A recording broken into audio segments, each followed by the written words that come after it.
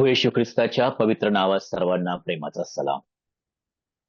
देवाच्या दयेने आणि कृपेने आज प्रभूने आम्हास दिवसभर सांभाळलं आणि या संध्याकाळच्या समयी त्याच्या वधस्तंभाच्या खाली मंडळीय नात्याने आम्हा सर्व विश्वासणाऱ्यांना एकत्रित केलं.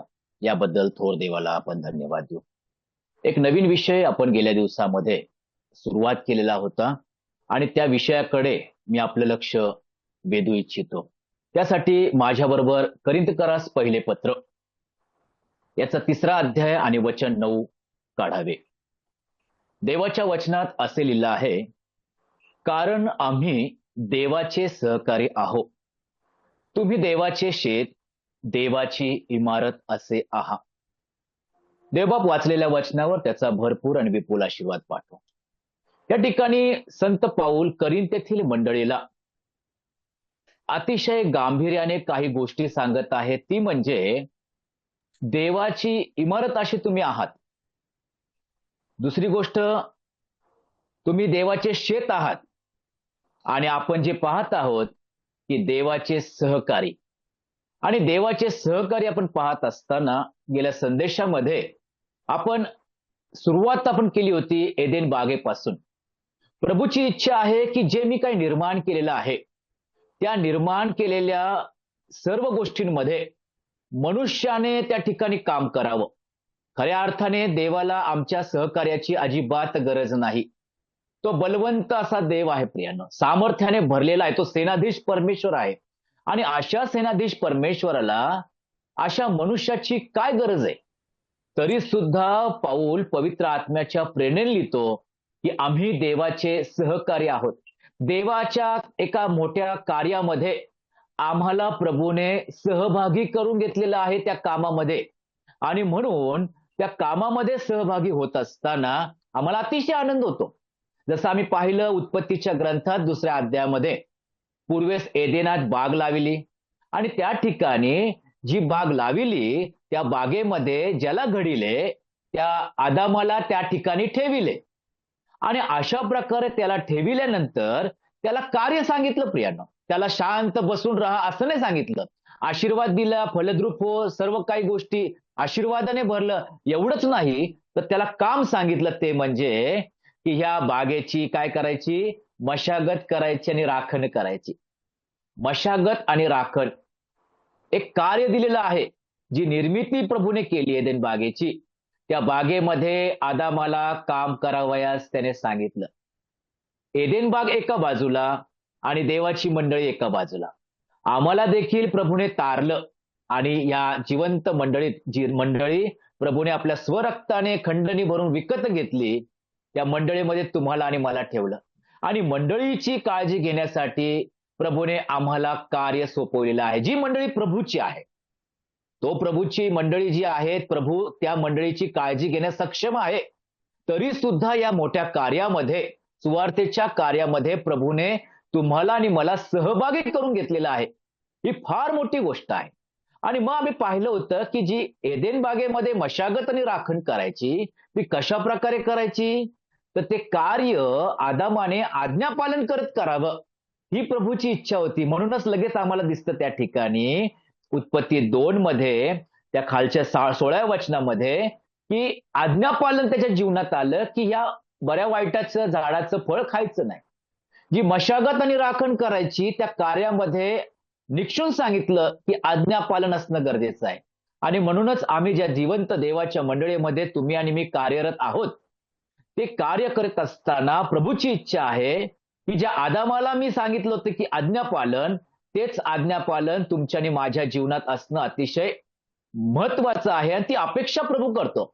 म्हणूनच पावलाच्या द्वारे तिमोथेला तो म्हणतो की देवाच्या मंडळीत कसं वागावं. प्रियानो, प्रश्नचिन्ह आहे की देवाच्या मंडळीत कशा प्रकारे राहायचं, वागायचं, काम करायचं? तर आज्ञापालन करीत आम्हाला काम करायचंय. आणि म्हणून आज्ञापालन का असावे हे गेल्या संदेशामध्ये आपण पाहिलं होतं. 3 मुद्दे मी पटकन त्याची उजळणी घेऊन पुढे जातो. त्या ठिकाणी लिहिलं आहे की आज्ञापालन का असावे? तर आज्ञापालनाने परिवर्तन होतं. काय झालं आज्ञापालनाने? आदामाच्या आज्ञाभंगाने पाप जगात शिरलं, परंतु ख्रिस्ताच्या आज्ञापालनाने आम्ही नीतिमान गणलो. प्रियानो, आम्ही त्या पापापासून मुक्त झालो. दुसरी गोष्ट, आज्ञापालनाने आनंद होतो. ज्यावेळेस आज्ञाभंग आदामाच्या जीवनात झाला, त्या प्रभूचा आवाज, आदामा तू कुठे आहेस? प्रियानो, अतिशय दुःख त्या ठिकाणी आम्हाला दिसतं प्रभूचं, की ज्या आदामाला मी पावित्र्याने भरलं, ज्या आदामाला मी सर्वस्व दिलं, परंतु आदामाने आज्ञाभंग केल्यामुळे त्याला आता मला श्राप द्यावा लागतो. प्रभूला दुःख आहे प्रियांनो. परंतु त्याच ख्रिस्ताच्या द्वारे आम्ही ती आकाशातून वाणी आली बाप्तिस्मा घेताना, की त्या ख्रिस्ताच्या द्वारे प्रभूची वाणी आम्हाला ऐकू आली, काय? की माझा हा परमप्रिय पुत्र आहे, ह्याच्याविषयी मी संतुष्टीत आहे, आनंदित आहे, मला संतोष आहे याच्याविषयी. त्याचप्रमाणे आज्ञापालन का असावे?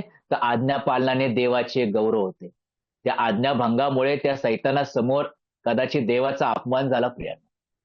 ज्या प्रतिरूपाचा आदाम बनवला होता त्यांनी आज्ञाभंग केला. परंतु आम्ही पाहतो की ख्रिस्ताच्या द्वारे, वधस्तंभावर खेळलेल्या ख्रिस्ताच्या द्वारे देवाचं गौरव झालं. आणि आजही आम्ही देवाला गौरव देतो ख्रिस्ताच्या मृत्यूविषयी, ख्रिस्ताच्या पुनरुत्थानाविषयी. का आज्ञापालन असावे? या 3 गोष्टी.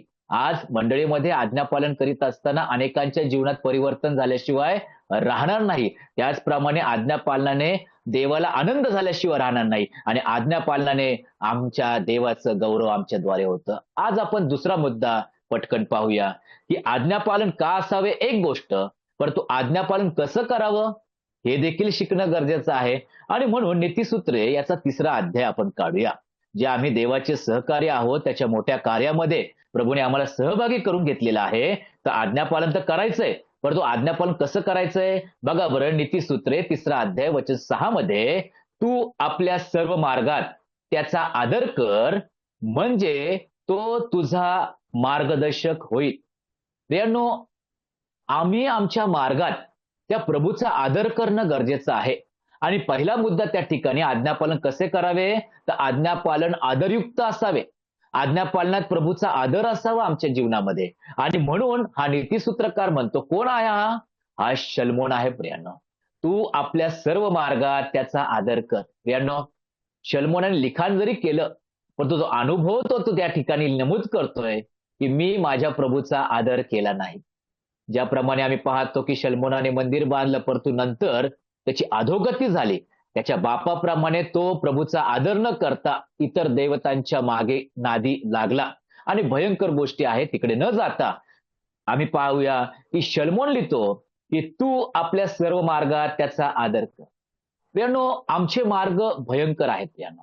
आणि जीवनी प्रवासामध्ये, ह्या मार्गामध्ये प्रभूचे आज्ञापालन करत असताना त्याचा आदर करणं गरजेचं आहे. म्हणजे काय होईल? तो माझा मार्गदर्शक होणार आहे प्रियांनो. आणि या जीवनी प्रवासात जर तो माझा मार्गदर्शक आहे, तो माझा सहाय्यकर्ता आहे, तर मला भीती कसली आहे प्रियांनो? लूकऋष वर्तमान 22व्या अध्यायामध्ये गेतशेमने बागेतली ती प्रार्थना आम्हाला माहिती आहे. परंतु 42व्या वचनामध्ये प्रभू आपल्या मुखातून एक शब्द बोलतो, एक प्रार्थना बोलतो आपल्या पित्याशी. हे पित्या, तुझी इच्छा असली तर हा प्याला माझ्यापासून दूर दूर कर, तरी माझ्या इच्छेप्रमाणे नको, तुझ्या इच्छेप्रमाणे होऊ दे. प्रियानो, या ठिकाणी गेतशेमने बागेतली प्रार्थना आहे. त्याला माहिती आहे गेतशेमने बागेतून जसं मी बाहेर येणार आहे, तसा वेदनेचा प्रारंभ सुरुवात होणार आहे. आणि त्या वेदनेतून, त्या विटंबनेतून, त्या अपमानातून, त्या भयंकर अशा, क्रूर अशा वातावरणामधून मला जायचं आहे. परंतु प्रियांनो, हा प्याला माझ्यापासून दूर कर. या सर्व विटंबनेला, वेदनेला प्रभू घाबरला का? त्याला त्या संदर्भात दुःख होत आहे का? नाही प्रियांनो. शरीरावर ज्या वेदना सहन करायच्यात, त्याच्यामुळे प्रभू म्हणत नाही की हा प्याला माझ्यापासून दूर कर. परंतु 2 कोरिंथ 5वा अध्याय 21व्या वचनामध्ये पाऊल म्हणतो, काय म्हणतो? ज्याला पाप ठाऊक नाही किंवा नव्हते, त्याला त्याने तुमच्या, माझ्या, आमच्याकरिता पाप असे केले. ज्याला पापच ठाऊक नाही प्रियांनो, कधी त्याने पाप केलं नाही, त्याच्या मुखात पाप नाही, त्याने विचाराने कधी कपट केलं नाही प्रियांनो, अशा व्यक्तीला प्रभूने तुमच्या आणि माझ्यासाठी पाप असं केलं. काय आहे पाप प्रियांनो? पापाचा भयंकर परिणाम आमच्या जीवनात आम्ही भोगत आहोत. जरी आमचं तारण झालं, तरी या मातीच्या देहात असताना वारंवार कळत न कळत आमच्या जीवनात पाप घडतात आणि त्याचा परिणाम आम्हाला भोगावा लागतो. परंतु ह्या व्यक्तीला, कोण हा व्यक्ती? प्रभू येशू ख्रिस्त, ज्याला पापच ठाऊक नाही, लहानपणापासून पापच ठाऊक नाही, अशा व्यक्तीला त्याने पाप असं ठरवलं. म्हणून तर योहान काय लिहितो 1:29 मध्ये, हा पहा जगाचे पाप हरण करणारा देवाचा कोकरा. म्हणजे काय? जगाचं भयंकर पाप त्या ख्रिस्ताने स्वतःवर घेतलं प्रियानं. आणि ते पाप, ज्याच्याशी पापाशी जो परिचित नाही, अशा व्यक्ती पाप घेत आहे आणि ते पाप स्वतःवर घेणे हे त्याला कठीण होतं प्रियानं. आणि म्हणून तो पापाचा प्याला जर दूर झाला तर बरं होईल असं पित्याला म्हणतो. तरी सुद्धा तुझ्या इच्छेप्रमाणे होऊ दे, माझ्या इच्छेप्रमाणे अजिबात नाही. या प्रार्थनेमध्ये पित्याचा आदर करणारा ख्रिस्त आम्हाला दिसतो प्रियानं. ज्याला पाप ठाऊक नाही तो पाप झाला. त्याने संपूर्ण जगाचं पाप स्वतःवर घेतलं. हाच योहान ज्यावेळेस त्या दुःखाच्या विषयी लिहितो, त्या ठिकाणी एका ठिकाणी लिहितो की त्याने आपला वधस्तंभ आपल्या खांद्यावर घेतला. खऱ्या अर्थाने तो त्याचा वधस्तंभ नव्हता, जरी त्याचा खांदा होता, पण त्या खांद्यावर पूर्ण सत्ता होती. परंतु त्याने आमचं पाप स्वतःच्या खांद्यावर घेतलं. आमच्या पापाचं ओझं त्याने आपल्या खांद्यावर घेतलं. आज्ञापालन करत असताना आदर असणं गरजेचं आहे. योहान कृषी वर्तमानामध्येच असताना आपण दुसऱ्या अध्याय आणि 2 ते 5 या वचनांमध्ये एक काणागाव या ठिकाणी एक विवाह सोहळा चालू आहे आणि सर्वांना माहितीये त्या ठिकाणी काय संपलं. त्या ठिकाणी द्राक्षरस संपला. ज्या ठिकाणी द्राक्षरस संपला त्या ठिकाणी खऱ्या अर्थाने द्राक्षरसाची मुबलकता असणं गरजेचं होती. पण दुर्दैवाने तिकडे द्राक्षरस संपला. मरिया आली, ती त्या ठिकाणी द्राक्षरस, त्यांच्याकडे द्राक्षरस नाही. बाई, ह्याच्याशी तुझा माझा काय संबंध? परंतु मरिया जाताना साखरांना म्हणते, काय म्हणते? की हा जे काही सांगेल ते तुम्ही करा. साखरांना प्रश्न पडला असेल, हा कोण आहे?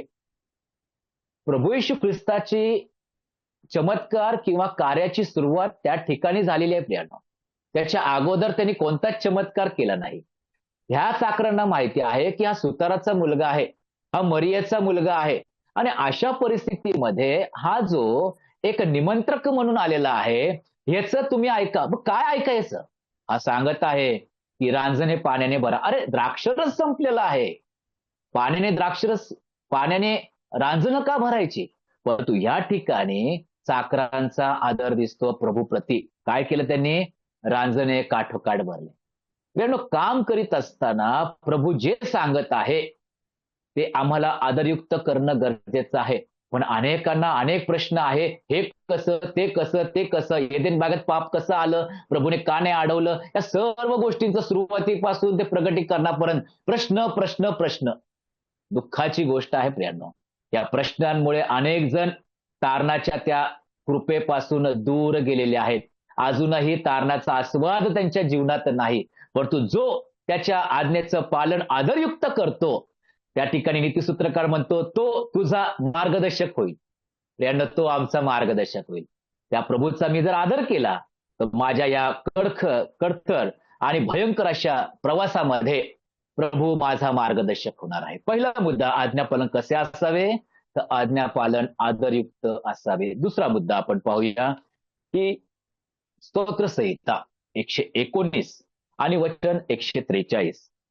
स्तोत्रसंहिता 119 आणि 143. संकट व क्लेश यांनी मला घेरिले आहे.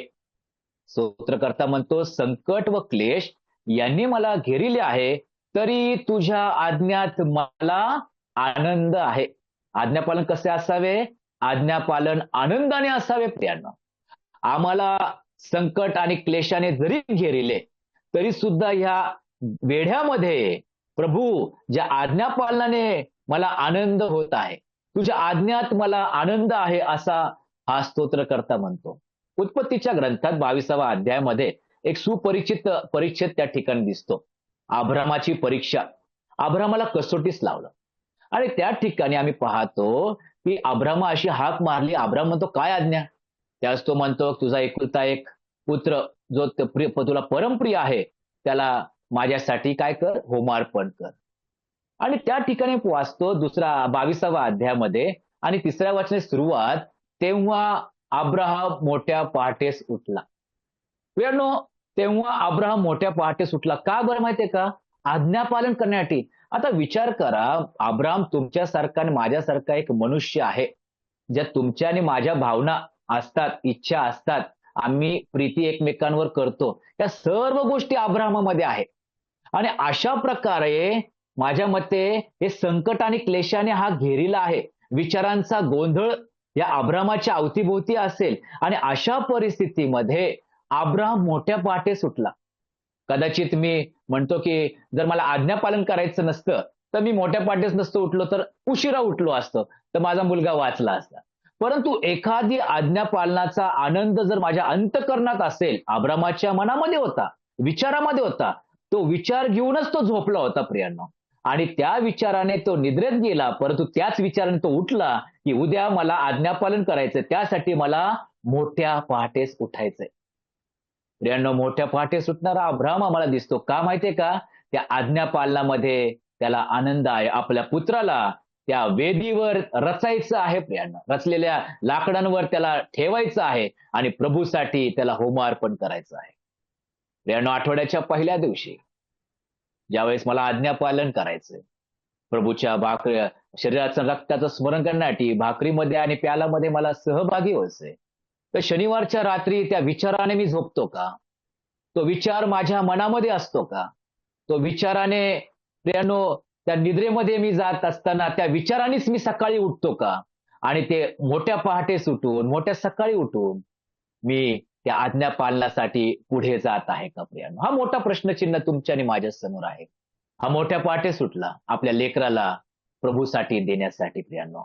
1 पेत्र 5वा अध्याय वचन 2 मध्ये देवाच्या वचनात असं लिहिलं आहे. पेत्र म्हणतो, तुम्हामधील देवाच्या कळपाचे पालन करा, करावे लागते म्हणून नव्हे, तर देवाच्या इच्छेप्रमाणे संतोषाने त्याची देखरेख करा. प्रियानो, तुम्हाला आणि मला ज्या देवाने मंडळीत ठेवलं त्याच्या देवाच्या कळपामध्ये, त्या कळपाचे पालन आम्हाला संतोषाने करायचंय, आनंदाने करायचं, ही प्रभूची इच्छा आहे.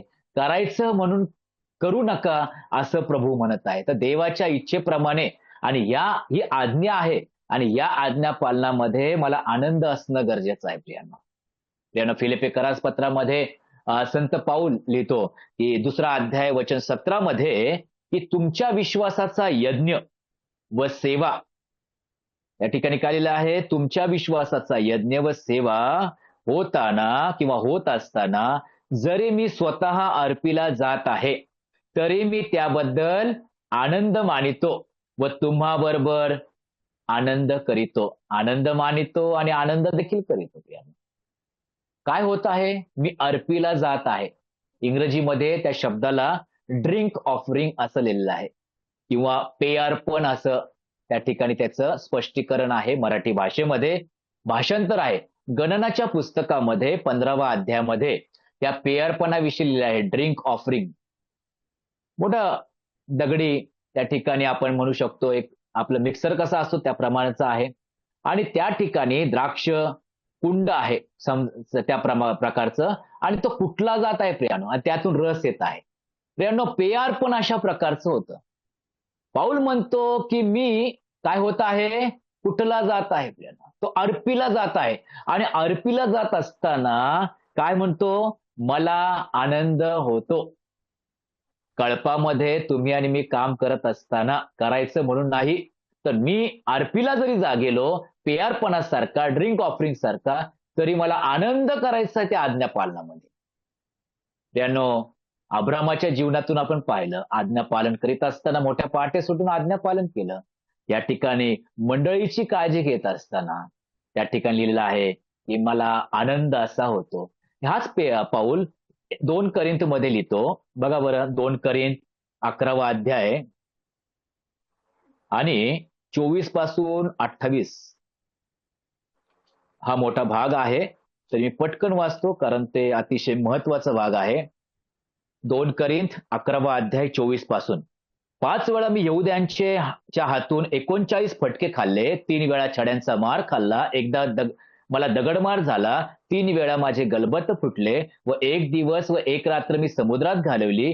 मी कितीतरी प्रवास केला, नद्यांवरील संकटे, लुटारूमुळे आलेली संकटे, माझ्या देशबांधवांनी आलेली संकटे, परराष्ट्रीयांनी आणलेली संकटे, नगरातील संकटे, रानातील संकटे, समुद्रावरची संकटे, नामधारी बंधूंनी आणलेली संकटे, श्रम, कष्ट, कितीतरी वेळा आलेली जागरणे, तहानभूक, पुष्कळ उपवास तापास, थंडी व उघडा वागडेपणा, या सर्वांमुळे आता लक्ष द्या, मी अधिक आहे. शिवाय या व अशा इतर गोष्टींखेरीज माझ्या मनावरचे ओझे म्हणजे सर्व मंडळांविषयीची चिंता ही आहे. प्रियानो, पाऊलाच्या मनावर ओझं आहे. कोणाचं ओझं आहे? आपल्या कुटुंबाचं नाही, आपल्या व्यवसायाचं नाही, तर मंडळीचं ओझं आहे, मंडळीची चिंता आहे. आणि मंडळीची चिंता, मंडळीचा भार वाहत असताना या सर्व गोष्टींमधून पाऊल गेला. प्रियानो, सांगायचा उद्देश काय? तो म्हणतो की माझं पेयार्पाप्रमाणे अर्पण होत आहे, ड्रिंक ऑफरिंग सारखं, पण मला आनंद वाटतो. प्रियानो, आज मंडळीमध्ये आम्ही काम करीत असताना या सर्व गोष्टीमधून तर आम्ही कदाचित गेलो नसेल, परंतु काही भयंकर गोष्टीमधून जरी गेलो असलं, छोट्या मोठ्या गोष्टीमधून गेलो असेल, तरी सुद्धा प्रभू म्हणतो की आज्ञा पालनामध्ये आनंदाने करावं, अशी माझी इच्छा आहे. तिसरी गोष्ट आपण पाहूया की आज्ञापालन कसे असावे. तर आज्ञापालन हे अंतापर्यंत असावे. एक बघितलं आपण, आज्ञापालन हे आदरयुक्त असावे. दुसरं बघितलं, आज्ञापालन हे आनंदाने असावे. आणि तिसरं आपण पाहूया, आज्ञापालन हे अंतापर्यंत असावे. फिलिप्पिकरास पत्र 2 अध्याय आणि वचन 5 पासून मी वाचतो. फिलिपियन चॅप्टर 2 आणि वचन 5. अशी जी चित्तवृत्ती ख्रिस्त येशूच्या ठायी होती, ती तुमच्या ठायीही असो. प्रभूची इच्छा आहे की ख्रिस्ताप्रमाणे आमच्या ठायी ती चित्तवृत्ती असावी. तो देवाच्या स्वरूपाचा असूनही देवाच्या बरोबरीचे असणे हा लाभ आहे असे त्याने मानले नाही, तर त्याने स्वतःला रिक्त केले, म्हणजे मनुष्याच्या प्रतिरूपाचे होऊन दासाचे स्वरूप धारण केले आणि मनुष्य प्रकृतीचे असे प्रगट होऊन त्याने मरण आणि तेही वधस्तंभावरचे मरण सोसले. येथपर्यंत आज्ञापालन करून त्याने स्वतःला लीन केले. प्रभू येशू ख्रिस्ताने आपली सेवा, जे कार्य पित्याने त्याच्या हाती दिलं होतं तारणाचं, ते तारणाचं कार्य कुठपर्यंत पूर्ण केलं? येथपर्यंत, म्हणजे शेवटच्या श्वासापर्यंत आज्ञापालन केलं. ते प्रोजेक्ट जे होतं तारणाचं ते पूर्ण केलं. प्रियांनो, आज आम्हाला जे प्रभूने कार्य दिलेलं आहे, जे आम्ही देवाचे सहकारी आहोत, तर अनेक वेळा काय होतं माहितीये का? शेवटापर्यंत आमची सेवा जात नाही. प्रभूची इच्छा आहे, माझ्या पुत्राप्रमाणे तुमची देखील सेवा ही शेवटापर्यंत असावी, शेवटच्या श्वासापर्यंत असावी. आणि अशा प्रकारे त्याची इच्छा जी आहे की आज्ञापालन अंतापर्यंत असावे.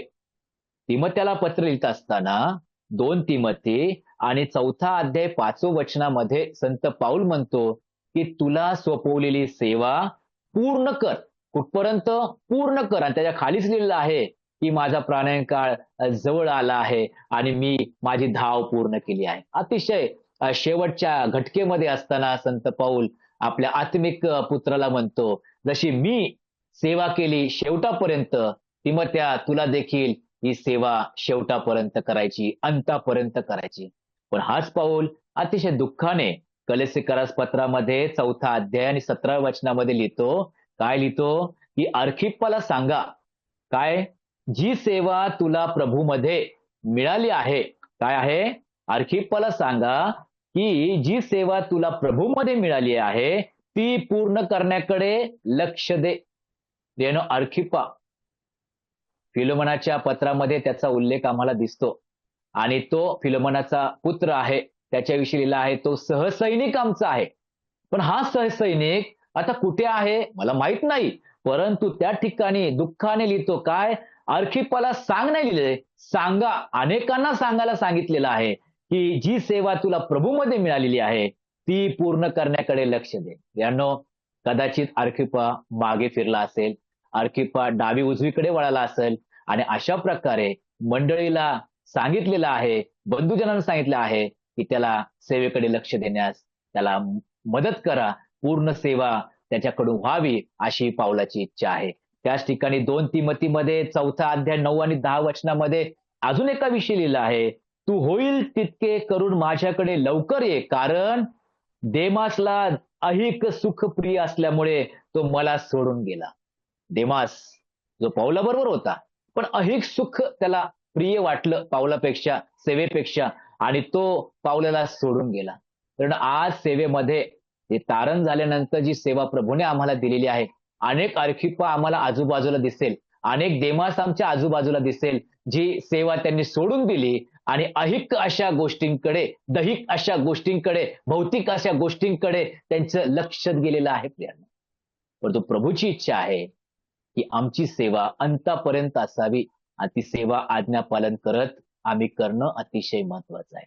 आज 3 गोष्टी आम्ही थोडक्यात पाहिल्या.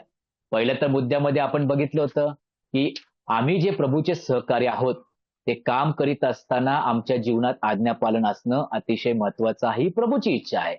आणि आज्ञापालन का असावे? तर 3 गोष्टी पाहिल्या. आज्ञापालनाने परिवर्तन होतं, आज्ञापालनाने आनंद मिळतो, आज्ञापालन देवाचे गौरव होते. आज आपण पाहिलं आज्ञापालन कसे असावे? तर आज्ञापालन हे आदरयुक्त असावे, आज्ञापालन हे आनंदाने असावे आणि आज्ञापालन हे अंतापर्यंत असावे.